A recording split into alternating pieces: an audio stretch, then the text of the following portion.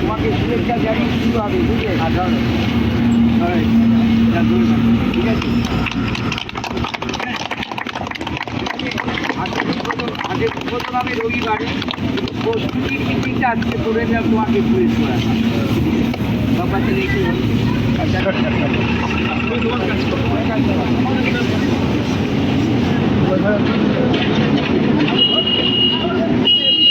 আমরা হেমাদপুর মোড় একটা গুরুত্বপূর্ণ জায়গা। এখান দিয়ে যত সরকারি স্টেট বাস আছে, প্রাইভেট বাস আছে, এই হেমাদপুর মোড় হচ্ছে নর্থ বেঙ্গলে যাওয়ার, উত্তরবঙ্গে যাওয়ার একটা গেট হয়ে।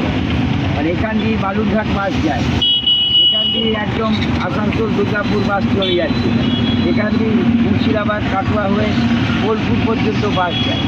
অতএব স্বভাবতই এটা উত্তরবঙ্গ এবং দক্ষিণবঙ্গের একটা প্রবেশ পথ। আর শ্রীমন মহাপ্রভুর জন্মস্থান হচ্ছে নবদ্বীপ মায়াপুর, লোকে এখান দিয়ে যায়।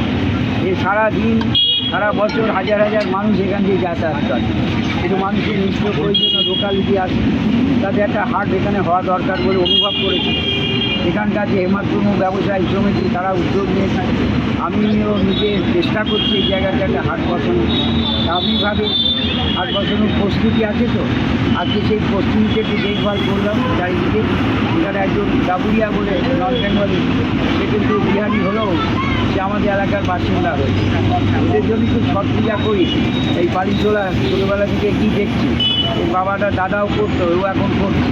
তাই যে জুতো পালিশ করে তাকে একটা ফুলের স্তবক দিয়ে শুভেচ্ছা জানিয়ে এই কাজের তদারকি আজকে করলাম হাটে।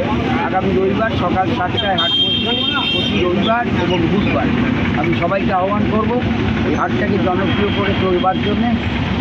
এখানকার ব্যবসায়ী সমিতি যারা উদ্যোগ নিয়েছেন এবং আমিও উদ্যোগ নিয়েছি।